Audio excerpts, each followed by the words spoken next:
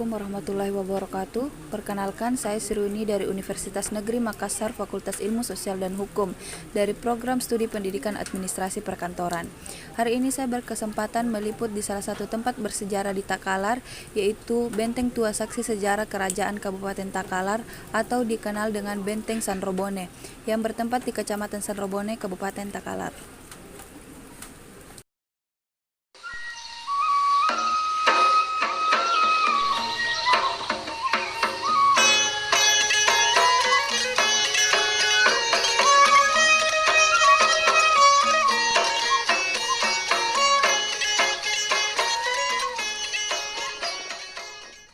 Berjalan di atas reruntuhan jejak kompleks benteng kerajaan Sanrobone membuat saya berhasrat betapa megahnya peradaban yang dimiliki Sulawesi Selatan dulu kala, sehingga mampu menata benteng sebegitu tebal, walau jejaknya kini semata-mata sebatas bongkahan batu merah.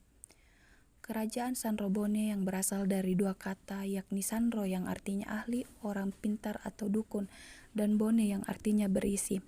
Kerajaan ini ada di genggaman Raja pertama Sanrobone, yakni Kerajaan Pancak Belong.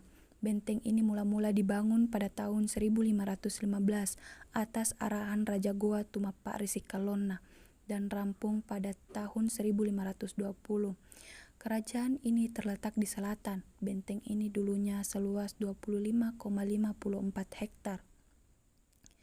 Benteng ini terbuat dari batu bata dengan ketebalan dinding tembok 4 meter dan berbentuk perahu dengan panjang 3,7 km dan mempunyai 7 pintu, yaitu 4 pintu besar searah dengan mata angin dan 3 pintu lainnya kecil. Benteng Sanrobone ini hampir sama besarnya dengan Benteng Sumbaopu. Benteng ini roboh karena perjanjian Bongaya pada tanggal 18 November 1667 yang berisi semua benteng yang terletak di Makassar harus dihancurkan, kecuali Benteng Sumbaopu dan Fort Rotterdam Makassar. Kompleks Benteng Sanrobone semakin hancur pada saat Tentara Islam Indonesia. Istana kerajaan ini dibakar oleh pemberontak.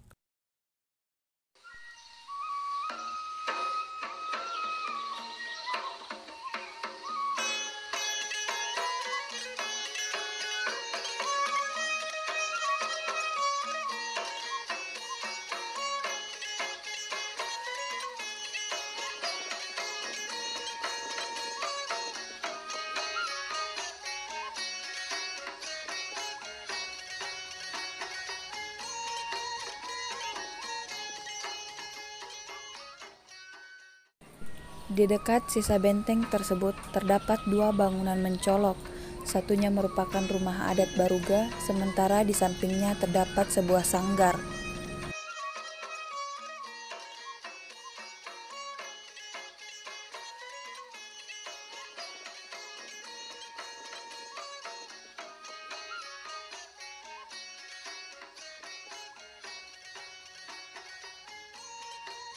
Di tempat saya berdiri sekarang ini adalah rumah adat Baruga, di mana rumah adat ini sering digunakan untuk menyambut tamu-tamu penting seperti gubernur, bupati, hingga keturunan raja atau biasa dikenal dengan sebutan Karaeng.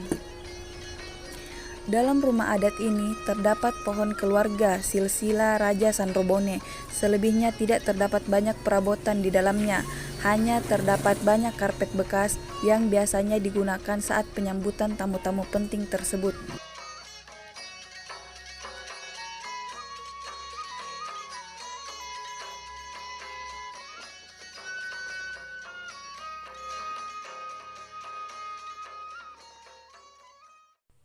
Puas menjelajah waktu dengan melihat sisa benteng Sanrobone, kita juga bisa mengunjungi situs lain yang masih satu kawasan. Salah satunya yang bisa dikunjungi adalah Masjid Agung yang dinamakan Masjid Baitul Maqdis.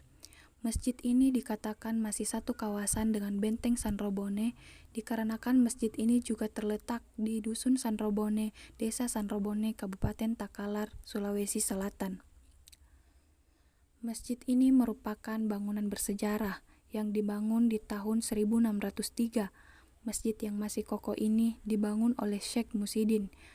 Dengan adanya masjid ini, kita menjadi tahu jika kerajaan Sanrobone sudah tersentuh agama Islam. Syekh Muhyiddin juga menjadi syekh yang pertama kali mengenalkan agama Islam dan mendirikan sholat Jumat pertama di Sanrobone. Masjid Baitul Maqdis ini memiliki luas tanah 550 meter persegi dan luas bangunan 1080 meter persegi.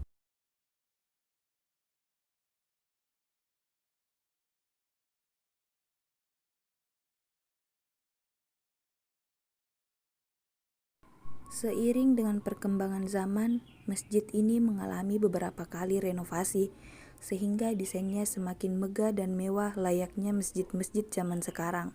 Namun tentunya tidak menghilangkan desain awalnya sebagai bukti sejarah masuknya Islam di kawasan ini. Masjid ini juga memiliki sumur yang airnya seringkali dijadikan sebagai air saat mandi pasili di upacara pernikahan. Selanjutnya kita bergeser ke pemakaman Raja-Raja Sanrobone atau disebut Tupan Rita atau Ahli. Kompleks pemakaman ini terletak tepat di samping Masjid Baitul Maqdis. Kompleks pemakaman tua ini setidaknya terdapat 44 nisan yang penuh lumut dan juga pahatan yang tak jelas. Usia hampir menghapuskan pahatan tersebut. Yang membuat kompleks pemakaman ini terlihat menarik adalah hadirnya dua nisan dengan kubah runcing, memiliki tinggi sekitar 5 meter dengan cat putih yang mulai kusam, lengkap dengan hiasan kubahnya. Sekilas kubah runcing ini mirip dengan piramid yang membuatnya semakin menonjol di antara makam yang lain. Dua nisan yang unik tersebut bertuliskan tulisan kaligrafi dengan Arab gundul, semakin indah dengan hadirnya pola hiasan sulur dan tumbuhan. Sebelumnya, makam kubah ini pernah mengalami pemugaran karena bagian atapnya runtuh. Penyebabnya tentunya usia yang membuatnya lapuk.